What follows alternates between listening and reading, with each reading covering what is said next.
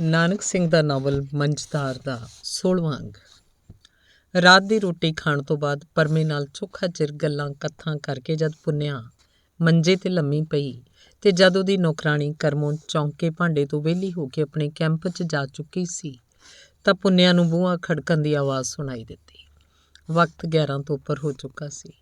ਬੂਹਾ ਖੋਲ੍ਹ ਕੇ ਉਹਨੂੰ ਡਰ, ਖੁਸ਼ੀ ਤੇ ਹੈਰਾਨੀ ਤਿੰਨਾਂ ਦਾ ਮਲਵਾਂ ਜਿਹਾ ਆਭਾਸ ਹੋਇਆ ਜਦੋਂ ਨੇ ਆਪਣੇ ਸਾਹਮਣੇ ਸ਼ੁਕਲ ਜੀ ਨੂੰ ਖੜੇ ਤੱਕਿਆ। ਇਹ ਭੱਦਰਪੁਰ ਅੱਧੀ ਰਾਤੀ ਕੀ ਕਰਨ ਆਇਆ, ਸਮਝਣ 'ਚ ਉਹਨੂੰ ਦੇਰ ਨਾ ਲੱਗੀ। ਪਹਿਲਾਂ ਉਹਦਾ ਦਿਲ ਕੀਤਾ ਕਿ ਉਹਨੂੰ ਵਾਪਸ ਭੇਜ ਦੇਵੇ, ਜਦ ਕਿ ਉਹ ਆਪਣੇ ਘਰ 'ਚ ਇਸ ਵੇਲੇ ਇਕੱਲੀ ਕਰ ਰਹੀ ਸੀ, ਛੁੱਟ ਅੰਨੇ ਪਰਮੇ ਤੋਂ। ਪਰ ਉਹਨੂੰ ਖਿਆਲ ਆਇਆ, ਇਸ ਮਰੀਅਲ ਜਿਹੇ ਬੁੱਢੇ ਪਾਸੋਂ ਡਰਨ ਦੀ ਕੀ ਲੋੜ ਹੈ, ਇਸ ਵਰਗੇ ਤਾਂ ਦੋਹਾਂ ਦੀ ਮੁਰੰਮਤ ਕਰਨ ਲਈ ਮੈਂ ਇਕੱਲੀ ਕਾਫੀ ਹਾਂ। ਇਹ ਸੋਚ ਕੇ ਉਹਨੇ ਸ਼ੁਕਲ ਜੀ ਨੂੰ ਆਦਰ ਨਾਲ ਆਪਣੇ ਪੜ੍ਹਨ ਲਿਖਣ ਵਾਲੇ ਕਮਰੇ 'ਚ ਲਿਆ ਬਿਠਾਇਆ। ਫਿਰ ਵੀ ਜਦੋਂ ਉਹਦੇ ਸਾਹਮਣੇ ਵਾਲੀ ਕੁਰਸੀ 'ਤੇ ਬੈਠੀ ਤਾਂ ਉਹਦੇ ਅੰਦਰ ਇੱਕ ਕਾਂਬਾ ਜਿਹਾ ਪੈਦਾ ਹੋਇਆ।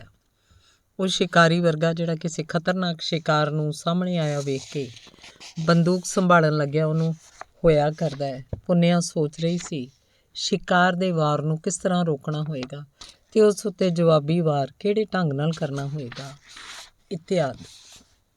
ਹੁਕਮ ਕਰੋ। ਪੁੰਨਿਆ ਇਸਤਰੀ ਸੁਭਾਵਕ ਸੰਕੋਚ ਨੂੰ ਦੂਰ ਹਟਾਉਂਦੀ ਹੋਈ ਬੋਲੀ। ਮੈਂ ਤੁਹਾਡੀ ਕੀ ਸੇਵਾ ਕਰ ਸਕਦੀ ਹਾਂ? ਸੇਵਾ?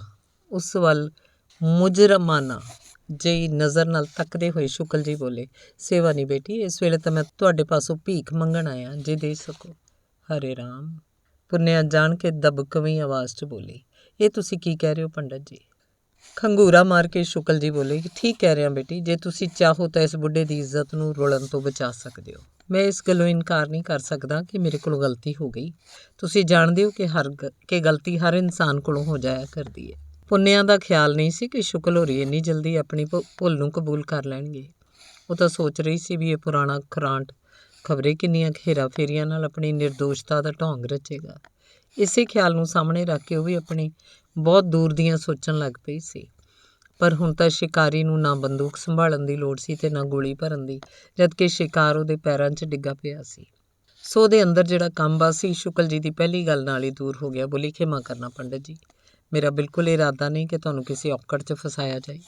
ਨਾ ਹੀ ਜ਼ਾਤੀ ਤੌਰ 'ਤੇ ਮੇਰਾ ਤੁਹਾਡੇ ਨਾਲ ਕੋਈ ਵੈਰ ਵਿਰੋਧ ਹੈ। ਮੇਰਾ ਭਾਵ ਤਾਂ ਸਿਰਫ ਇੰਨਾ ਹੀ ਸੀ ਕਿ ਤੁਸਾਂ ਵਰਗੇ ਦੇਸ਼ ਭਗਤ ਲਈ ਸ਼ੋਭਦਾ ਨਹੀਂ ਕਿ ਲੋਭ ਵਿੱਚ ਫਸ ਕੇ ਆਪਣਾ ਲੋਕ ਪਰਲੋਕ ਵਿਗਾੜੋ।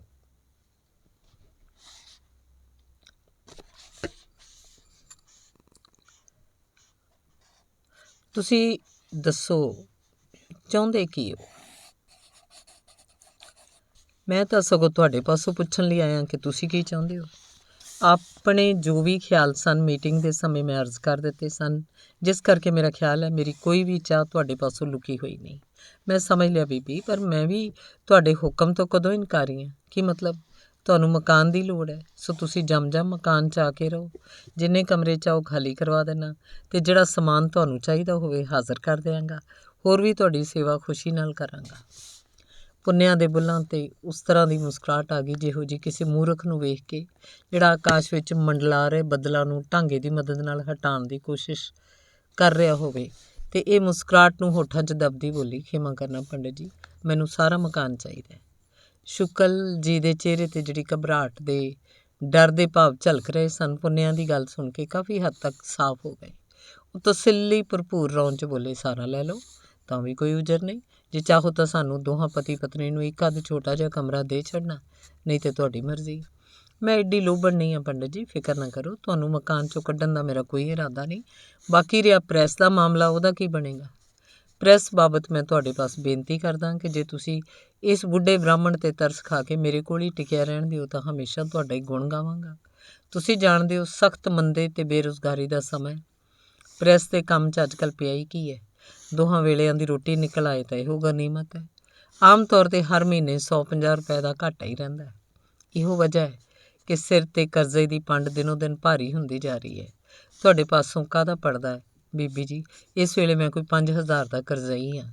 ਅਜੇ ਪਿਛਲੇ ਮਹੀਨੇ ਘਰਵਾਲੀ ਦਾ ਕੋਈ ਛਾਪ ਛੱਲਾ ਵੇਚ ਕੇ ਮਸਾਂ 6-7 ਮਹੀਨਿਆਂ ਦਾ ਸੂਦ ਉਤਾਰ ਸਕਿਆ ਸੀ। ਤਾਂ ਦਫਾ ਕਰੋ ਇਹੋ ਜਿਹੀ ਘਾਟੇਬੰਦੀ ਚੀਜ਼ ਨੂੰ। ਫਿਰ ਕਾਹਦੇ ਲਈ ਤੁਸੀਂ ਇਸ ਬਲਾ ਨੂੰ ਗਲ 'ਚ ਮੇੜੀ ਫਿਰਦੇ ਹੋ? ਪਰ ਬੀਬੀ ਜੀ, ਮੁਸ਼ਕਿਲ ਤਾਂ ਇਹ ਹੈ ਕਿ ਅਖਬਾਰ ਛਾਪਣ ਦਾ ਹੋਰ ਕੋਈ ਵਸੀਲਾ ਨਹੀਂ। ਅਖਬਾਰ ਪਹਿਲਾਂ ਵੀ ਤਾਂ ਤੁਸੀਂ ਦੂਸਰੀ ਪ੍ਰੈਸ 'ਚ ਛਪਵਾਉਂਦੇ ਹੋਵੋਗੇ। ਬੇਸ਼ੱਕ ਛਪਵਾਉਂਦਾ ਰਿਹਾ ਸੀ, ਪਰ ਹੁਣ ਤਾਂ ਕੋਈ ਵੀ ਪ੍ਰੈਸ ਮੇਰਾ ਅਖਬਾਰ ਛਾਪ ਕੇ ਖਤਰਾ ਮੁੱਲ ਨਹੀਂ ਲੈਣਾ ਚਾਹੁੰਦਾ। ਖਤਰਾ? ਕਿਸ ਗੱਲ ਦਾ ਖਤਰਾ? ਗੱਲ ਅਸਲ 'ਚ ਇਹ ਹੈ ਬੀਬੀ ਜੀ ਕਿ ਹੋਰ ਅਖਬਾਰਾਂ ਵਾਂਗ ਮੈਂ ਦੋ ਤਰਫੀ ਪੋਲਿਸੀ 'ਤੇ ਨਹੀਂ ਚੱਲ ਸਕਦਾ। ਹਕੂਮਤ ਉੱਤੇ ਸਖਤ ਤੋਂ ਸਖਤ ਨੁਕਤਾਚੀਨੀ ਕਰਨੀ ਹੋਈ। ਤੁਸੀਂ ਪ੍ਰੈਸ ਐਕਟ ਦੀਆਂ ਦਫਾਵਾਂ ਨੂੰ ਨਹੀਂ ਜਾਣਦੇ। ਹਕੂਮਤ ਬਾਜੇ ਵੇਲੇ ਐਵੇਂ ਜ਼ਰਾ ਜਿੰਨੀ ਗੱਲ ਬਦਲੇ ਜ਼ਮਾਨਤ ਮੰਗ ਲੈਂਦੀ ਹੈ ਜਾਂ ਜ਼ਮਾਨਤ ਜ਼ਬਤੀ ਦਾ ਹੁਕਮ ਚਾੜ ਦਿੰਦੀ ਹੈ। ਫਿਰ ਤੁਸੀਂ ਸੋਚੋ ਕਿ ਕਿਹੜਾ ਪ੍ਰੈਸ ਕਿਸੇ ਅਖਬਾਰ ਲਈ, ਭਾਵੇਂ ਕਿੰਨਾ ਹੀ ਦੇਸ਼ ਭਗਤ ਅਖਬਾਰ ਹੋਵੇ, ਖਤਰਾ ਮੁੱਲ ਲੈ ਸਕਦਾ ਹੈ। ਪੰਡਿਤ ਜੀ ਦੀ ਦੇਸ਼ ਭਗਤ ਅਖਬਾਰ ਵਾਲੀ ਗੱਲ ਸੁਣ ਕੇ ਇੱਕ ਵਾਰੀ ਫਿਰ ਪੁੰਨਿਆ ਨੂੰ ਹਾਸਾ ਆ ਗਿਆ। ਬੋਲੀ, ਫਿਰ ਤਾਂ ਮੇਰਾ ਖਿਆਲ ਹੈ ਤੁਹਾਨੂੰ ਜਲਦੀ ਤੋਂ ਜਲਦੀ ਇਸ ਜ਼ਹਿਮਤ ਤੋਂ ਗਲਾ ਛੁਡਾ ਲੈਣਾ ਚਾਹੀਦਾ ਹੈ। ਜੇ ਫਰਜ਼ ਕਰੋ ਹੁਕੂਮਤ ਨੇ ਤੁਹਾਡੇ ਪ੍ਰੈਸ ਦੀ ਤੁਹਾਡੇ ਆਪਣੇ ਪਾਸੋਂ ਵੀ ਜ਼ਮਾਨਤ ਮੰਗ ਲਈ ਤਾਂ ਕੀ ਕਰੋਗੇ, ਜਦ ਕਿ ਅੱਗੇ ਹੀ ਤੁਸੀਂ ਕਰਜ਼ੇ ਹੇਠ ਦੱਬੇ ਪਏ ਹੋ। ਤੁਹਾਡਾ ਕਹਿਣਾ ਯਥਾਰਥ ਹੈ ਬੀਬੀ ਜੀ, ਪਰ ਤੁਸੀਂ ਜਾਣਦੇ ਹੋ ਆਪਣੀ ਦਾ 100 ਸੁੱਖ ਹੁੰਦਾ ਹੈ। ਮਾਫ਼ ਕਰਨਾ ਪੰਡਿਤ ਜੀ, ਮੈਂ ਸੁਣਿਆ ਬੈਂਕ 'ਚ ਤੁਹਾਡਾ ਕਾਫੀ ਰੁਪਇਆ ਜਮ੍ਹਾਂ ਹੈ। ਰਾਮ ਰਾਮ ਦਾ ਭਜਨ ਕਰੋ ਜੀ। ਅੱਜ ਕੱਲ੍ਹ ਦੇ ਜ਼ਮਾਨੇ 'ਚ ਮੈਂ ਅਰਜ਼ ਕਰ ਚੁੱਕਾਂ ਕਿ 2 ਵੇਲਿਆਂ ਦੀ ਰੋਟੀ ਮਿਲ ਜਾਏ ਤਾਂ ਵੀ ਸ਼ੁਕਰ ਕਰਾਂ। ਸੁਣ ਕੇ ਸ਼ੁਕਲ ਜੀ, ਪਰ ਤੁਹਾਡੀ ਪਾਸਬੁੱਕ ਤਾਂ ਕੁਝ ਹੋਰ ਦੱਸਦੀ ਸੀ। ਸੁਣ ਕੇ ਸ਼ੁਕਲ ਜੀ ਉੱਤੇ 7 ਘੜੇ ਪਾਣੀ ਪੈ ਗਿਆ। ਜੀ ਨਹੀਂ, ਆਪਣੀ ਵੱਧਦੀ ਪਰੇਸ਼ਾਨੀ ਤੇ ਘਬਰਾਹਟ ਨੂੰ ਪੁੰਨਿਆ ਪਾਸੋਂ ਲੁਕਾਉਂਦੇ ਬੋਲੇ, ਐਵੇਂ ਕਿਸੇ ਨੇ ਤੁਹਾਨੂੰ ਗਲਤ ਦੱਸ ਪਾਈ ਹੋਏਗੀ। ਗਲਤ ਨਹੀਂ ਪੰਡਿਤ ਜੀ, ਮੈਂ ਇੱਕ ਭਰੋਸੇਯੋਗ ਆਦਮੀ ਪਾਸੋਂ ਸੁਣ ਚੁੱਕੀ ਹਾਂ। ਕਿਸ ਪਾਸੋਂ? ਤੁਹਾਡੇ ਮਤਬੰਨੇ ਪਾਸੋਂ, ਜਿਹਦੇ ਨਾਂ ਆਪਣੀ ਜਾਇਦਾਦ ਵਸੀਅਤ ਕਰਨ ਦਾ ਤੁਸੀਂ ਫੈਸਲਾ ਕਰ ਚੁੱਕੇ ਹੋ ਤੇ ਇੱਕ ਅਸਲੀ ਜਾਂ ਨਕਲੀ ਵਸੀਅਤਨਾਮੇ ਹੇਠ ਉਹਨਾਂ ਦੇ ਦਸਖਤ ਵੀ ਕਰਾ ਚੁੱਕੇ ਹੋ। ਪੰਡਿਤ ਜੀ ਨੂੰ ਤਰੇਲੀਆਂ ਛੁੱਟ ਪਈਆਂ। ਉਹਨਾਂ ਦਾ ਤਾਲੂ ਠੇਕਰੀ ਵਾਂਗ ਖੁਸ਼ਕ ਹੋ ਗਿਆ, ਜਿਹਨੂੰ 2-3 ਵਾਰੀ ਉਹਨਾਂ ਨੇ ਖੰਗੂਰਿਆਂ ਨਾਲ ਤਰ ਕਰਨ ਦੀ ਕੋਸ਼ਿਸ਼ ਕੀਤੀ, ਫਿਰ ਵੀ ਉਹਨਾਂ ਦਾ ਗਲਾ ਸਾਫ਼ ਨਾ ਹੋ ਸਕਿਆ। ਕਹਿੰਦੀ ਟੁੱਟੀ ਹੋਈ ਥਾਲੀ ਨੂੰ ਠੋਕਰ ਮਾਰਿਆ ਜਿਸ ਤਰ੍ਹਾਂ ਦੀ ਆਵਾਜ਼ ਪੈਦਾ ਹੁੰਦੀ ਹੈ, ਉਸ ਨਾਲ ਮਿਲਦੀ ਜੁਲਦੀ ਆਵਾਜ਼ 'ਚ ਬੋਲੇ, ਮੇਰਾ ਖਿਆਲ ਬੀਬੀ ਜੀ ਘੋਖਾਂ ਪੁੱਟਣ ਦਾ ਕੋਈ ਫਾਇਦਾ ਨਹੀਂ। ਤੁਸੀਂ ਜੇ ਹੁਕਮ ਕਰੋ ਮੈਂ ਤੁਹਾਡੀ ਆਗਿਆ ਦਾ ਪਾਲਣ ਕਰਨ ਲਈ ਤਿਆਰ ਹਾਂ। ਪੁੰਨਿਆ ਦੇ ਬੁੱਲ੍ਹਾਂ 'ਚੋਂ ਐਤਕੀ ਸ਼ਰਾਰਤੀ ਜਿਹਾ ਹਾਸਾ ਫੁੱਟ ਰਿਹਾ ਸੀ। ਬੋਲੀ, ਤਾਂ ਬਸ ਮੇਰਾ ਹਿੱਸਾ ਮੇਰੇ ਹਵਾਲੇ ਕਰ ਦਿਓ, ਗੱਲ ਸਾਫ਼ ਹੈ। ਪੰਡਿਤ ਹੋਰਾਂ ਦੀ ਜਾਨ 'ਚ ਜਾਨ ਆਈ। ਉਹਨਾਂ ਨੇ ਆਪਣਾ ਸੱਜਾ ਹੱਥ, ਜਿਹੜਾ ਥੋੜ੍ਹਾ ਥੋੜ੍ਹਾ ਕੰਬ ਰਿਹਾ ਸੀ, ਆਪਣੀ ਜਵਾਰ ਜਾਕਟ ਦੇ ਡੂੰਘੇ ਖੀਸੇ 'ਚ ਪਾਇਆ ਤੇ ਉਸ 'ਚੋਂ ਇੱਕ ਲਿਫਾਫਾ ਕੱਢ ਕੇ ਪੁੰਨਿਆ ਦੇ ਹੱਥ 'ਚ ਦਿੰਦੇ ਬੋਲੇ, ਇਹ ਲਓ। ਲਿਫਾਫਾ ਪੁੰਨਿਆ ਨੇ ਫੜ ਲਿਆ। ਉਸ 'ਚ ਜੋ ਕੁਝ ਸੀ ਉਹਨੇ ਬਾਹਰ ਕੱਢਿਆ। 100 ਦੇ 10 ਨੋਟ ਸੀ, ਕੁੱਲ 1000। ਕਹਿੰਦਿਆਂ ਪੁੰਨਿਆ ਨੇ ਨੋਟ ਮੁੜ ਲਿਫਾਫੇ 'ਚ ਪਾਏ ਤੇ ਲਿਫਾਫਾ ਉਹਨਾਂ ਦੇ ਗੋਡੇ 'ਤੇ ਰੱਖ ਦਿੱਤਾ। ਹਾਲੇ ਇੰਨਾ ਹੀ ਸਵੀਕਾਰ ਕਰੋ। ਪੰਡਿਤ ਜੀ ਆਪਣੇ ਵਿਰਲੇ ਦੰਦਾਂ ਦਾ ਥੋੜ੍ਹਾ ਜਿੰਨਾ ਵਿਖਾਲਾ ਕਰਦੇ ਬੋਲੇ, ਹੋਰ ਜੋ ਕੁਝ ਕਹੋਗੇ ਹਾਜ਼ਰ ਕਰ ਦਿਆਂਗਾ। 45,000 ਦਾ ਅੱਧ ਕੀ ਹੁੰਦਾ ਪੰਡਿਤ ਜੀ? ਪੁੰਨਿਆ ਨੇ ਉਸੇ ਤਰ੍ਹਾਂ ਸ਼ਰਾਰਤੀ ਹਾਸਾ ਹੱਸਦਿਆਂ ਪੁੱਛਿਆ। 45,000 ਕਿਹੜੇ? ਸ਼ੁਕਲ ਜੀ ਨੇ ਪੁੱਛ ਚੱਕ ਕੇ ਸਵਾਲ ਕੀਤਾ। ਪੁੰਨਿਆ ਬੋਲੀ, ਤੁਹਾਡੇ ਹੀ ਹੱਥਾਂ ਦਾ ਲਿਖਿਆ ਹੋਇਆ ਹੈ। ਉਹਨੇ ਕੁਰਸੀ ਤੋਂ ਉੱਠ ਕੇ ਮੈਂਟਲ ਪੀਸ ਤੋਂ ਆਪਣਾ ਪਰਸ ਚੁੱਕ ਲਿਆਂਦਾ। ਰਹਿਣ ਦਿਓ, ਹੱਥ ਨਾਲ ਉਹਨੂੰ ਪਰਸ ਖੋਲ੍ਹਣੋਂ ਮਨ੍ਹੀ ਕਰਦਾ ਸ਼ੁਕਲ ਜੀ ਨੇ ਪੁਕਾਰਿਆ। ਫਿਰ ਉਹਨਾਂ ਜਾਕਟ ਦੀ ਦੂਜੀ ਜੇਬ 'ਚ ਹੱਥ ਪਾਇਆ। ਇਹ ਲਓ, ਹੁਣ ਤਾਂ ਰਾਜ਼ੀ ਹੋਣਾ। 5 ਨੋਟ ਹੋਰ ਕੱਢ ਕੇ ਉਹਨਾਂ ਲਿਫਾਫੇ ਦੇ ਮੂੰਹ 'ਚ ਤੁੰਨ ਦਿੱਤੇ। ਪੁੰਨਿਆ ਸਖਤ ਵਿਰੋਧੀ ਢੰਗ 'ਚ ਬੋਲੀ। ਅੱਛਾ ਲਓ ਭਲਾ। ਤੇ 5 ਹੋਰ ਉਹਨਾਂ ਨੇ ਲਿਫਾਫੇ ਦੇ ਆਫਰੇ ਹੋਏ ਪੇਟ 'ਚ ਪਾ ਦਿੱਤੇ। ਇਹ ਨਹੀਂ ਹੋ ਸਕਦਾ ਪੰਡਿਤ ਜੀ, ਕਿਸੇ ਹਾਲਤ ਵਿੱਚ ਵੀ ਨਹੀਂ। ਅੱਛਾ ਲਓ, ਹੁਣ ਨਾ ਬੋਲਣਾ। ਐਤਕੀ ਇੱਕ ਪੰਜਾ ਹੋਰ ਲਿਫਾਫੇ 'ਚ ਘੁਸੜ ਗਿਆ, ਜਿਸ 'ਚ ਮਸੀਂ ਇੰਨਾ ਹੀ ਥਾਂ ਸੀ। ਲਿਫਾਫਾ ਫੇਰ ਉਹਨਾਂ ਪੁੰਨਿਆ ਦੇ ਹੱਥ ਫੜਾ ਦਿੱਤਾ। ਐਤਕੀ ਪੁੰਨਿਆ ਇੰਨੀ ਜ਼ੋਰ ਦੀ ਕਹਿ ਮਾਰ ਕੇ ਹੱਸੀ, ਕਮਰਾ ਗੂੰਜ ਉੱਠਿਆ। ਜਦ ਹਾਸਾ ਕੁਝ ਥੰਮਿਆ, ਨਫ਼ਰਤ ਭਰੀ ਨਜ਼ਰ ਨਾਲ ਪੰਡਿਤ ਹੋਰਾਂ ਵੱਲ ਤੱਕਦੀ ਬੋਲੀ, ਮਾਫ਼ ਕਰਨਾ ਪੰਡਿਤ ਜੀ, ਤੁਸੀਂ ਹਰ ਇੱਕ ਨੂੰ ਆਪਣੇ ਵਰਗਾ ਸਮਝਿਆ ਹੋਇਆ ਹੈ। ਮੈਂ ਤਾਂ ਤੁਹਾਡੇ ਨਾਲ ਮਜ਼ਾਕ ਕਰ ਰਹੀ ਸੀ। ਤੁਹਾਡੇ ਇਹਨਾਂ ਨੋਟਾਂ 'ਤੇ ਥੁੱਕਦੀ ਵੀ ਨਹੀਂ। ਭਾਵੇਂ ਤੁਸੀਂ ਆਪਣੀ ਪਾਸਬੁੱਕ ਵਾਲੇ 40 ਦੇ 40,000 ਲਿਆ ਕੇ ਮੇਰੇ ਅੱਗੇ ਢੇਰੀ ਕਰ ਦਿਓ। ਮੇਰੀਆਂ ਨਜ਼ਰਾਂ 'ਚ ਤੁਹਾਡੇ ਨੋਟਾਂ ਦੀ ਕੀਮਤ ਰੱਦੀ ਕਾਗਜ਼ ਦੇ ਟੁਕੜਿਆਂ ਜਿੰਨੀ ਵੀ ਨਹੀਂ। ਗੱਲ ਕੰਨ ਖੋਲ੍ਹ ਕੇ ਸੁਣ ਲਓ। ਮੈਂ ਤੁਹਾਨੂੰ ਸਿਰਫ ਇੱਕੋ ਸ਼ਰਤ 'ਤੇ ਮਾਫ਼ ਕਰ ਸਕਦੀ ਹਾਂ ਕਿ ਤੁਸੀਂ ਸ਼ਰੀਫ ਆਦਮੀਆਂ ਵਾਂਗ ਆਪਣੀ ਗਲਤੀ ਦਾ ਇਕਬਾਲ ਕਰਦੇ ਹੋਏ ਅੱਗੇ ਲਈ ਕੰਨਾਂ ਨੂੰ ਹੱਥ ਲਾਓ ਕਿ ਮੁੜ ਇਹੋ ਜਿਹੀ ਸ਼ਰਮਨਾਕ ਕਰਤੂਤ ਨਹੀਂ ਕਰੋਗੇ। ਕਹਿੰਦਿਆਂ ਪੁੰਨਿਆ ਨੇ ਉਹ ਫੁੱਲਿਆ ਲਿਫਾਫਾ ਉਸ ਤਰ੍ਹਾਂ ਸ਼ੁਕਲ ਜੀ ਵੱਲ ਸੁੱਟਿਆ ਜਿਵੇਂ ਕੁੱਤੇ ਨੂੰ ਰੋਟੀ ਦਾ ਟੁਕੜਾ ਸੁੱਟੀਦਾ। ਲਿਫਾਫਾ ਚੁੱਕ ਕੇ ਸ਼ੁਕਲ ਜੀ ਝਟਕ ਚੁੱਪਚਾਪ ਸਿਰ ਸੁੱਟੀ ਬੈਠੇ ਰਹੇ ਤੇ ਫਿਰ ਬੋਲੇ, ਪੁੰਨਿਆ ਦੇਵੀ, ਮੈਨੂੰ ਤੁਹਾਡੀ ਹਰ ਇੱਕ ਸ਼ਰਤ ਮਨਜ਼ੂਰ ਹੈ। ਮੈਂ ਇੱਕ ਵਾਰੀ ਛੱਡ ਕੇ 100 ਵਾਰੀ ਤੌਬਾ ਕੀਤੀ ਤੇ ਅੱਗੋਂ ਲਈ। ਗੱਲ ਟੋਕ ਕੇ ਪੁੰਨਿਆ ਬੋਲੀ, 100 ਵਾਰੀ ਛੱਡ ਕੇ ਭਾਵੇਂ 100,000 ਵਾਰੀ ਕਰੋ। ਮੈਂ ਇਹੋ ਜਿਹੇ ਜ਼ਬਾਨੀ ਜਮ੍ਹਾਂ ਖਰਚ ਦਾ ਇਤਬਾਰ ਨਹੀਂ ਕਰ ਸਕਦੀ। ਮੈਂ ਜਾਣਦੀ ਹਾਂ ਕਿ ਆਦਮੀ ਦੀਆਂ ਵਾਦੜੀਆਂ ਸਜਾਦੜੀਆਂ ਇੱਦਾਂ ਨਹੀਂ ਬਦਲਦੀਆਂ ਜਦ ਤੱਕ ਪ੍ਰਾਸ਼ਚਿਤ ਨਾ ਕੀਤਾ ਜਾਏ। ਪ੍ਰਾਸ਼ਚਿਤ? ਜੀ, ਮੈਂ ਤਿਆਰ ਹਾਂ। 10 ਕੀਕਣ ਕਰਾਂ। ਬਿਨਾਂ ਰੁਕਿਆਂ ਜਿਵੇਂ ਪਹਿਲਾਂ ਤੋਂ ਹੀ ਪ੍ਰਾਸ਼ਚਿਤ ਦੀ ਸਮੱਗਰੀ ਤਿਆਰ ਕਰੀ ਬੈਠੀ ਸੀ, ਪੁੰਨਿਆ ਬੋਲੀ, ਸਭ ਤੋਂ ਪਹਿਲਾਂ ਤਾਂ ਤੁਹਾਨੂੰ ਸਭ ਕੁਝ ਆਪਣੇ ਹੱਥਾਂ ਨਾਲ ਲਿਖ ਕੇ ਮੇਰੇ ਹਵਾਲੇ ਕਰਨਾ ਹੋਏਗਾ। ਜੋ ਕੁਝ ਤੇ ਜਿਵੇਂ ਜਿਵੇਂ ਤੁਸੀਂ ਇਸ ਮਾਮਲੇ ਦੇ ਵਿਚਾਲੇ ਕੀਤਾ ਮੈਂ ਤੁਹਾਡੇ ਨਾਲ ਇਕਰਾਰ ਕਰਾਂਗੀ। ਜਦ ਤੱਕ ਤੁਸੀਂ ਮੁੜ ਕੇ ਕੋਈ ਇਹੋ ਜਿਹੀ ਹਰਕਤ ਨਹੀਂ ਕਰੋਗੇ, ਤਦ ਤੱਕ ਤੁਹਾਡਾ ਭੇਦ ਮੇਰੇ ਪਾਸ ਸੁਰੱਖਿਅਤ ਰਹੇਗਾ। ਬੋਲੋ ਮਨਜ਼ੂਰ ਜੇ? ਮਨਜ਼ੂਰ ਹੈ। ਸ਼ੁਕਲ ਜੀ ਇੱਕ ਵਾਰੀ ਫਿਰ ਉੱਚੀ ਸਾਰੀ ਅਹਮ ਕਰਕੇ ਗਲਾ ਸਾਫ਼ ਕਰਦੇ ਹੋਏ ਬੋਲੇ, ਬਸ ਕੇ ਕੁਝ ਹੋਰ, ਥੋੜ੍ਹਾ ਜਿਹਾ ਹੋਰ ਵੀ, ਉਹ ਵੀ ਦੱਸ ਦਿਓ। ਨਵਲ ਕਿਸ਼ੋਰ ਨੂੰ ਤੁਸੀਂ ਮਤਬੰਨਾ ਬਣਾ ਚੁੱਕੇ ਹੋ, ਭਾਵੇਂ ਕਾਨੂੰਨੀ ਤੌਰ 'ਤੇ ਅਜੇ ਨਹੀਂ, ਪਰ ਇਖਲਾਕੀ ਤੌਰ 'ਤੇ ਤੁਸੀਂ ਉਹਨੂੰ ਬਚਨ ਦੇ ਚੁੱਕੇ ਹੋ। ਕੀ ਇਹ ਗੱਲ ਸੱਚ ਹੈ? ਸੱਚ ਹੈ, ਸ਼ੁਕਲ ਜੀ ਨੇ ਮਰੀ ਆਵਾਜ਼ 'ਚ ਕਿਹਾ। ਤਾਂ ਕੀ ਤੁਸੀਂ ਇਹਨੂੰ ਅਮਲੀ ਸ਼ਕਲ ਦੇਣ ਨੂੰ ਤਿਆਰ ਹੋ? ਤਿਆਰ ਹਾਂ, ਪਰ ਇਹਦੀ ਮੈਂ ਅਜੇ ਕੋਈ ਬਹੁਤੀ ਜ਼ਰੂਰਤ ਨਹੀਂ ਸਮਝਦਾ। ਤੁਸੀਂ ਬੇਸ਼ੱਕ ਇਹਦੀ ਜ਼ਰੂਰਤ ਨਹੀਂ ਸਮਝਦੇ ਹੋਵੋਗੇ, ਕਿਉਂਕਿ ਤੁਹਾਡੀ ਜ਼ਰੂਰਤ ਪੂਰੀ ਹੋ ਚੁੱਕੀ ਹੈ, ਪਰ ਮੈਂ ਇਸ ਗੱਲ ਨੂੰ ਇੰਨਾ ਜ਼ਰੂਰੀ ਸਮਝਦੀ ਹਾਂ ਕਿ ਇੱਥੋਂ ਉੱਠਣ ਤੋਂ ਪਹਿਲਾਂ ਹੀ ਇਹ ਕੰਮ ਤੁਹਾਨੂੰ ਕਰਨਾ ਪਏਗਾ। ਉਸ ਮੁੰਡੇ ਉੱਤੇ ਅਜੇ ਮੈਨੂੰ ਪੂਰਾ ਯਕੀਨ ਨਹੀਂ ਬੱਝਾ। ਤਾਂ ਕੋਈ ਹਰਜ ਨਹੀਂ, ਫਿਰ ਤਾਂ ਹੋਰ ਵੀ ਮਾਮਲਾ ਸਾਫ਼ ਹੈ। ਕੀ ਮਤਲਬ? ਮਤਲਬ ਇਹ ਕਿ ਨਵਲ ਕਿਸ਼ੋਰ ਆਪਣੇ ਘਰ, ਤੁਸੀਂ ਆਪਣੇ ਘਰ। ਬਸ ਮੈਂ ਵੀ ਬੀਬੀ ਜੀ ਇਹੋ ਚਾਹੁੰਦਾ। ਥੋੜ੍ਹੇ ਦਿਨ ਹੋਰ ਜ਼ਰਾ ਮੁੰਡੇ ਦਾ ਸੁਭਾਅ ਵੇਖ ਪਰਖ ਲਿਆ ਜਾਏ। ਤੁਸੀਂ ਜਾਣਦੇ ਹੋ, ਪੁੱਤਰ ਬਣਾਉਣਾ ਕੋਈ ਮਾਮੂਲੀ ਗੱਲ ਨਹੀਂ ਹੁੰਦੀ। ਬੇਸ਼ੱਕ ਤੁਹਾਨੂੰ 10 ਦਿਨ, ਮਹੀਨਾ, 6 ਮਹੀਨੇ, ਜਿੰਨਾ ਚਿਰ ਚਾਹੋ ਇਸ ਗੱਲ 'ਤੇ ਘੋਖ ਪੜਤਾਲ ਕਰ ਲੈਣੀ ਚਾਹੀਦੀ ਹੈ, ਪਰ ਇਸ 'ਚ ਜ਼ਰਾ ਜਿੰਨੀ ਅੜਚਨ ਤੁਹਾਨੂੰ ਪੇਸ਼ ਆਏਗੀ। ਕੀ? ਇੱਕ ਤਾਂ ਤੁਹਾਨੂੰ ਆਪਣੇ ਲਈ ਕਿਸੇ ਹੋਰ ਥਾਂ ਦਾ ਬੰਦੋਬਸਤ ਕਰਨਾ ਪਏਗਾ, ਦੂਜਾ ਆਪਣਾ ਅਖਬਾਰ ਕਿਸੇ ਹੋਰ ਦੂਜੇ ਪ੍ਰੈਸ 'ਚ ਛਾਪਣ ਦਾ ਇੰਤਜ਼ਾਮ ਕਰ ਲੈਣਾ। ਕਿਉਂ? ਕਿਉਂਕਿ ਨਵਲ ਕਿਸ਼ੋਰ ਸ਼ਾਇਦ ਆਪਣੇ ਘਰ 'ਚ ਤੁਹਾਨੂੰ ਨਾ ਰਹਿਣ ਦੇਣਾ ਚਾਹੇ। ਇਹ ਵੀ ਮੁਮਕਿਨ ਨਹੀਂ ਕਿ ਉਹ ਆਪਣੇ ਪ੍ਰੈਸ ਵਿੱਚ ਤੁਹਾਡਾ ਅਖਬਾਰ ਛਾਪਣਾ ਕਬੂਲ ਕਰੇ। ਤਾਂ ਇਹਦਾ ਮਤਲਬ ਇਹ ਹੋਇਆ ਕਿ ਮੈਨੂੰ ਪ੍ਰੈਸ ਤੇ ਮਕਾਨ ਦੋਹਾਂ ਤੋਂ ਦਸਤਬਰਦਾਰ ਹੋਣਾ ਪਏਗਾ। ਸ਼੍ਰੀਮਾਨ ਜੀ, ਦਸਤਬਰਦਾਰ ਹੋਣ ਦੇ ਇਹਦੇ 'ਚ ਸਵਾਲ ਹੀ ਕੋਈ ਨਹੀਂ। ਤੁਸੀਂ ਮੀਟਿੰਗ 'ਚ ਇਸ ਗੱਲ ਦਾ ਇਕਬਾਲ ਕਰ ਚੁੱਕੇ ਹੋ ਕਿ ਤੁਸੀਂ ਨਾ ਕੋਈ ਮਕਾਨ ਅਲਾਟ ਕਰਾਇਆ ਤੇ ਨਾ ਕੋਈ ਪ੍ਰੈਸ। ਤੇ ਹੈ ਵੀ ਸੱਚ। ਤਾਂ ਦੀ ਮੁਹਾਰਨੀ ਛੱਡੋ। ਜਿਹੜੀ ਚੀਜ਼ ਤੁਹਾਡੀ ਨਹੀਂ, ਜਿਸ ਨਾਲ ਤੁਹਾਡਾ ਦੂਰ ਦਾ ਵਾਸਤਾ ਨਹੀਂ, ਉਹਨੂੰ ਛੱਡਣ ਲੱਗਿਆਂ ਤੁਹਾਨੂੰ ਜ਼ਰਾ ਵੀ ਦੁੱਖ ਨਹੀਂ ਹੋਣਾ ਚਾਹੀਦਾ। ਦੂਜੀ ਗੱਲ ਇੱਕ ਹੋਰ ਵੀ ਸੁਣ ਲਓ। ਇਸ ਵੇਲੇ ਪ੍ਰੈਸ ਤੇ ਮਕਾਨ ਤੁਹਾਡੇ ਕਬਜ਼ੇ 'ਚ ਨਹੀਂ। ਐਸਾ ਨਾ ਹੋਵੇ ਕਿ ਉਹਨਾਂ ਵਿੱਚੋਂ ਕੋਈ ਚੀਜ਼ ਤਾਂ ਹੋ ਜਾਏ। ਕਿਰਪਾ ਕਰਕੇ ਉਸ ਲਿਸਟ ਦੇ ਮੁਤਾਬਕ ਸਭ ਕੁਝ ਪੂਰਾ ਕਰਕੇ ਨਵਲ ਕਿਸ਼ੋਰ ਦੇ ਹਵਾਲੇ ਕਰਨਾ। ਕਿਹੜੀ ਲਿਸਟ?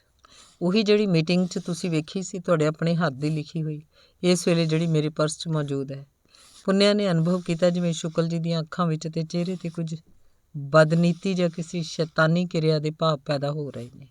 ਉਹਨੂੰ ਆਪਣੀ ਪ੍ਰਸਥਿਤੀ ਦਾ ਗਿਆਨ ਹੋਇਆ, ਜਦ ਕਿ ਉਹ ਇਸ ਵੇਲੇ ਏਡੇ ਵੱਡੇ ਮਕਾਨ 'ਚ ਕੱਲ੍ਹ-ਮਕੱਲੀ ਸੀ। ਸੋਚਣ ਲੱਗੀ, ਜੇ ਇਹ ਜਾਲਸਾਜ਼ ਆਦਮੀ ਮੇਰੇ ਅਬਲਾਪੁਣੇ ਤੋਂ ਲਾਭ ਉਠਾ ਕੇ ਮੇਰਾ ਗਲ ਘੁੱਟ ਸੱਟੇ ਜਾਂ ਕੋਈ ਹੋਰ ਕਾਰਾ ਘਰ ਗੁਜ਼ਰੇ ਤਾਂ ਮੈਂ ਕੀ ਕਰ ਸਕਦੀ ਹਾਂ? ਖਿਮਾ ਕਰਨਾ, ਉੱਠ ਕੇ ਬਾਹਰ ਜਾਂਦੀ ਬੋਲੀ। ਮੈਂ ਜ਼ਰਾ ਪਾਣੀ ਪੀ ਆਵਾਂ। ਤੇ ਜਾਂਦੀ ਹੋਈ ਆਪਣਾ ਪਰਸ ਵੀ ਨਾਲ ਲੈਂਦੀ ਗਈ, ਜਿਹੜਾ ਹੁਣ ਤੀਕ ਉਹਨੇ ਸਹਿਜ ਸੁਭਾਅ ਹੱਥ 'ਚ ਫੜਿਆ ਸੀ। ਜਦ 5 ਕੁ ਮਿੰਟਾਂ ਬਾਅਦ ਉਹ ਵਾਪਸ ਕਮਰੇ 'ਚ ਆਈ ਤੇ ਪਰਮਾ ਉਹਦੇ ਨਾਲ ਸੀ, ਜਿਹੜਾ ਆਪਣੀ ਮੋਟੀ ਬੇਸੁਰੀ ਸੋਟੀ ਨੂੰ ਫਰਸ਼ 'ਤੇ ਠਕੋਰਦਾ ਹੋਇਆ ਪੁੰਨਿਆ ਦਾ ਮੋਢਾ ਫੜੀ ਅੰਦਰ ਆ ਰਿਹਾ ਸੀ। ਹਾਂ ਦੱਸੋ।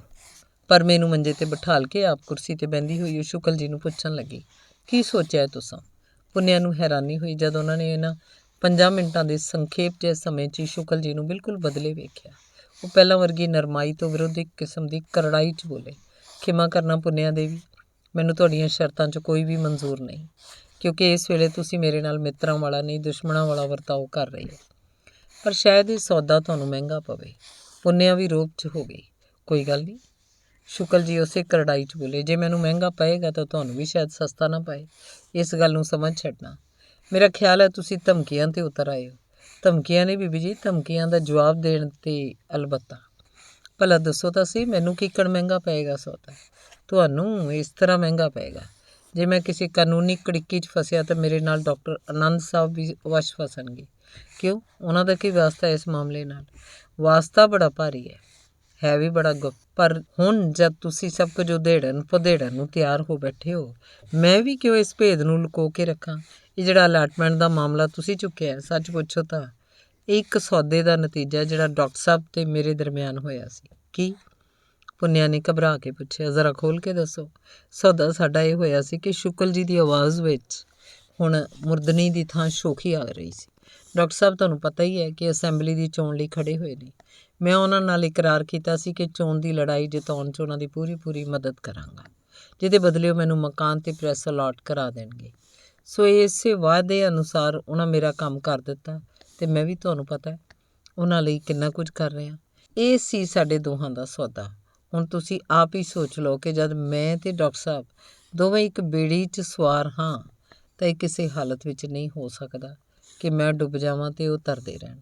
ਨਾਲੇ ਇੱਕ ਗੱਲ ਹੋਰ ਵੀ ਸੁਣ ਲਓ ਪੁੰਨਿਆ ਦੇਵੀ, ਤੁਸੀਂ ਡਾਕਟਰ ਆਨੰਦ ਨੂੰ ਦੁੱਧ ਦਾ ਧੋਤਾ ਹੋਇਆ ਸਮਝਦੇ ਹੋਵੋਗੇ ਅਤੇ ਮੈਂ ਵੀ ਪਹਿਲਾਂ ਹੀ ਇਹੋ ਸਮਝਦਾ ਸੀ, ਪਰ ਹੁਣ ਮੈਨੂੰ ਉਹਨਾਂ ਬਾਰੇ ਕੋਈ ਭੁਲੇਖਾ ਬਾਕੀ ਨਹੀਂ ਰਿਹਾ। ਉਹਨਾਂ ਦਾ ਐਲਾਨਨਾਮਾ ਕਿਤਾਬ ਵਾਂਗ ਮੇਰੇ ਸਾਹਮਣੇ ਖੁੱਲ੍ਹਿਆ ਪਿਆ। ਬੇਸ਼ੱਕ ਕਦੀ ਇੱਕ ਵਕਤ ਸੀ ਕਿ ਤੁਹਾਡੇ ਡਾਕਟਰ ਸਾਹਿਬ ਦੇਵਤਾ ਵੀ ਸਨ ਅਤੇ ਫਰਿਸ਼ਤਾ ਵੀ, ਪਰ ਅੱਜ ਉਹਨਾਂ ਦਾ ਉਹ ਨਾ ਦੇਵਤਾ ਨੇ ਨਾ ਫਰਿਸ਼ਤਾ। ਤੁਸੀਂ ਆਪ ਹੀ ਸੋਚੋ ਪੁੰਨਿਆ ਜੀ, ਭਲਾ ਧਰਮ ਦੀ ਕਮਾਈ ਨਾਲ ਕਿਵੇਂ ਕੋਈ ਦਿਨਾਂ ਵਿੱਚ ਹੀ ਲੱਖਾਂ ਰੁਪਏ ਕਮਾ ਸਕਦਾ। ਸੁਣ ਕੇ ਪੁੰਨਿਆ ਦੇ ਪੈਰਾਂ ਦੀਆਂ ਤਲੀਆਂ 'ਚੋਂ ਚੰਗਿਆੜੇ ਨਿਕਲਣ ਲੱਗ ਪਏ। ਆਪਣੀ ਜਿੱਤ ਅਤੇ ਸ਼ੁਕਲ ਜੀ ਦੀ ਹਾਰ ਦੇ ਕਾਰਨ ਜਿਹੜੀ ਸਫਲਤਾ ਦੀ ਚਮਕ ਉਹਦੇ ਚਿਹਰੇ ਤੇ ਅੱਖਾਂ 'ਚ ਲਿਸ਼ਕ ਰਹੀ ਸੀ, ਸ਼ੁਕਲ ਜੀ ਦਾ ਵਾਕ ਸਮਾਪਤ ਹੁੰਦਿਆਂ ਨਾ ਹੁੰਦਿਆਂ ਪਤਾ ਨਹੀਂ ਕਿੱਧਰ ਗੁਆਚ ਗਈ, ਜਿਸ 'ਤੇ ਤਾਂ ਹੁਣ ਉਹਦਾ ਚਿਹਰਾ ਗਿਲਾਨੀ ਅਤੇ ਨਮੋਸ਼ੀ ਦੀ ਕਿਤਾਬ ਬਣਿਆ ਹੋਇਆ ਸੀ। ਉਹਦਾ ਜੀਅ ਚਾਹਿਆ ਇਹ ਤੋਂ ਪਹਿਲਾਂ ਕਿ ਸ਼ੁਕਲ ਜੀ ਦੀ ਨਜ਼ਰ ਉਹਦੇ ਇਸ ਬਦਲੇ ਚਿਹਰੇ 'ਤੇ ਪਵੇ, ਉਹ ਹਵਾ ਬਣ ਕੇ ਕਮਰੇ ਦੇ ਪੁਲਾੜ 'ਚ ਘੁਲ ਜਾਵੇ। ਲੱਗਦੀ ਵਾ ਆਪਣੀ ਇਸ ਕਮਜ਼ੋਰੀ ਨੂੰ ਉਹਨੇ ਸ਼ੁਕਲ ਉੱਤੇ ਪ੍ਰਗਟ ਨਹੀਂ ਹੋਣ ਦਿੱਤਾ। ਉਸੇ ਤਲਖੀ 'ਚ ਬੋਲੀ, ਅਵਲ ਤਾਂ ਮੈਂ ਯਕੀਨ ਹੀ ਨਹੀਂ ਕਰ ਸਕਦੀ ਕਿ ਡਾਕਟਰ ਆਨੰਦ ਵਰਗਾ ਆਦਮੀ ਲੋਭ ਦਾ ਸ਼ਿਕਾਰ ਹੋ ਕੇ ਆਪਣੇ ਅਸੂਲ ਤੋਂ ਡਿੱਗਿਆ ਹੋਵੇਗਾ, ਪਰ ਜੇ ਤੁਹਾਡਾ ਕਹਿਣਾ ਸੱਚ ਵੀ ਹੋਵੇ ਤਾਂ ਮੈਂ ਉਹਨਾਂ ਨੂੰ ਵੀ ਮਾफ़ ਨਹੀਂ ਕਰਾਂਗੀ। ਤਾਂ ਕੀ ਤੁਸੀਂ ਪਸੰਦ ਕਰੋਗੇ? ਸ਼ੁਕਲ ਜੀ ਹੋਰ ਤਣ ਕੇ ਬੋਲੇ ਕਿ ਡਾਕਟਰ ਸਾਹਿਬ ਕਿਸੇ ਜਾਲਸਾਜ਼ੀ ਦੇ ਮੁਕੱਦਮੇ 'ਚ ਗਰਦਾਨੇ ਜਾਣ। ਬੇਸ਼ੱਕ। ਪੁੰਨਿਆ ਉਦੋਂ ਵੀ ਵੱਧ ਧਮਕ ਕੇ ਬੋਲੀ, ਅਸੂਲ ਦੇ ਸਾਹਮਣੇ ਜਿਹਾ ਡਾਕਟਰ ਤੇਹੇ ਤੁਸੀਂ ਤੇਹੀ ਮੈਂ।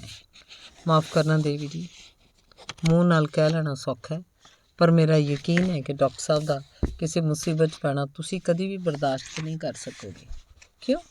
ਕਿਉਂ ਦਾ ਜਵਾਬ ਮੇਰੇ ਕੋਲ ਨਹੀਂ, ਆਪਣੇ ਕੋਲੋਂ ਪੁੱਛੋ। ਮੈਂ ਨਹੀਂ ਸਮਝੀ ਤਾਂ ਲਓ ਮੈਂ ਸਮਝਾ ਦਿਆਂ। ਇਸ ਗੱਲ ਨੂੰ ਡਾਕਟਰ ਸਾਹਿਬ ਵੀ ਜਾਣਦੇ ਨੇ, ਤੁਸੀਂ ਵੀ, ਮੈਂ ਵੀ, ਇਸ ਸ਼ਹਿਰ ਦੇ ਹੋਰ ਬਥੇਰੇ ਆਦਮੀ ਵੀ। ਡਾਕਟਰ ਸਾਹਿਬ ਦਾ ਅਤੇ ਤੁਹਾਡਾ ਆਪੋ 'ਚ ਕੀ ਰਿਸ਼ਤਾ ਹੈ? ਖਿਮਾ ਕਰਨਾ ਬੀਬੀ ਜੀ, ਜੇ ਮਾਮਲਾ ਹੁਣ ਤੀਕ ਲੋਕ ਚਰਚਾ ਦਾ ਮਜ਼ਮੂਨ ਨਹੀਂ ਬਣ ਸਕਿਆ ਤਾਂ ਇਹਦਾ ਮਤਲਬ ਹੈ ਡਾਕਟਰ ਸਾਹਿਬ ਦੀ ਹਰਦਿਲ ਅਜ਼ੀਜ਼ੀ ਅਤੇ ਜਾਂ ਸਾਡੇ ਵਰਗਿਆਂ ਦੀ ਉਦਾਰਤਾ। ਪਰ ਇਹਦਾ ਇਹ ਮਤਲਬ ਨਹੀਂ ਕਿ ਲੋਕੀ ਇਸ ਭੇਦ ਤੋਂ ਵਾਕਫ ਨਾ ਹੋਣ। ਸੋ ਅਜੇ ਵੀ ਮੈਂ ਬੇਨਤੀ ਕਰਦਾ ਕਿ ਤੁਸੀਂ ਇਸ ਮਾਮਲੇ ਨੂੰ ਨਾ ਛੇੜੋ, ਨਹੀਂ ਤਾਂ ਇਹਦਾ ਨਤੀਜਾ ਅਸੀਂ ਤਿੰਨਾਂ ਹੀ ਲਈ ਖਤਰਨਾਕ ਹੋ ਸਕਦਾ, ਸਭ ਤੋਂ ਵੱਧ ਸ਼ਾਇਦ ਪੁੰਨਿਆ ਲਈ। ਪੰਡਤ ਦੀਆਂ ਇਹ ਧਮਕੀਆਂ ਸੁਣ ਕੇ ਪੁੰਨਿਆ ਦਾ ਦਿਲ ਉਬਲ ਉੱਠਿਆ। ਸ਼ਾਇਦ ਉਹ ਹੋਰ ਸਭ ਕੁਝ ਬਰਦਾਸ਼ਤ ਕਰ ਸਕਦੀ ਸੀ, ਪਰ ਆਪਣੀ ਇਸਤਰੀਅਤ ਦਾ ਨਿਰਾਦਰ ਕਰਨਾ ਉਹਦੇ ਵੱਸੋਂ ਬਾਹਰੋਂ ਸੀ। ਉਹ ਅੱਗ ਭਬੂਕਾ ਹੋ ਕੇ ਬੋਲੀ, ਮੈਨੂੰ ਅਫਸੋਸ ਹੈ ਪੰਡਤ ਜੀ ਕਿ ਇੱਕ ਤਾਂ ਤੁਸੀਂ ਉਮਰ ਦੇ ਲਿਹਾਜ਼ ਨਾਲ ਬਜ਼ੁਰਗ ਹੋ, ਦੂਜਾ ਇਸ ਵੇਲੇ ਮੇਰੇ ਘਰ 'ਚੋਂ ਮੈਂ ਨਾ ਤਾਂ ਘਰ ਆਏ ਦਾ ਨਿਰਾਦਰ ਕਰਦੀ ਹਾਂ ਅਤੇ ਨਾ ਇਹ ਬਜ਼ੁਰਗਾਂ ਦਾ। ਪਰ ਇੰਨੀ ਵੱਡੀ ਗੱਲ ਤੁਹਾਨੂੰ ਦੱਸਦੇ ਹਾਂ ਕਿ ਤੁਸੀਂ ਭੁਲੇਖੇ 'ਚ ਹੋ ਜੋ ਇਸ ਪੁੰਨਿਆ ਨੂੰ ਤੁਸੀਂ ਆਮ ਕੁੜੀਆਂ ਵਰਗੀ ਸਮਝਿਆ। ਤੁਹਾਡੀਆਂ ਇਹਨਾਂ ਧਮਕੀਆਂ ਦਾ ਮੇਰੇ 'ਤੇ ਇੰਨਾ ਵੀ ਅਸਰ ਨਹੀਂ ਜਿੰਨੀ ਮਾਂ ਉੱਤੇ ਸਫੈਦੀ। ਤੁਹਾਡੇ ਵਰਗੇ ਬਜ਼ੁਰਗ ਦੇ ਮੂੰਹੋਂ ਇਹੋ ਜਿਹੀ ਨਿਰਾਦਰ ਭਰੀ ਧਮਕੀ ਸ਼ੋਭਦੀ ਨਹੀਂ ਜਿਹੜੀ ਤੁਸੀਂ ਮੈਨੂੰ ਦਿੱਤੀ ਹੈ। ਜਿਸ ਡਾਕਟਰ ਅਨੰਤ ਨਾਲ ਤੁਸੀਂ ਮੈਨੂੰ ਮਨਸੂਬ ਕੀਤਾ ਹੈ, ਮੈਨੂੰ ਬਿਲਕੁਲ ਮੁੱਕਰਨ ਦੀ ਲੋੜ ਨਹੀਂ, ਨਾ ਸ਼ਰਮਾਉਣ ਦੀ ਕਿ ਮੈਂ ਉਹਨਾਂ ਨੂੰ ਪਿਆਰ ਕਰਦੀ ਹਾਂ। ਮੇਰੇ ਦਿਲ 'ਚ ਉਹਨਾਂ ਲਈ ਬਹੁਤ ਉੱਚੀ ਸ਼ਰਧਾ ਹੈ, ਪਰ ਇਸ ਗੱਲ ਦੁਨੀਆਦਾਰੀ ਦਾ ਰੰਗ ਅਜੇ ਤੱਕ ਉੱਕਾ ਨਹੀਂ ਆਇਆ।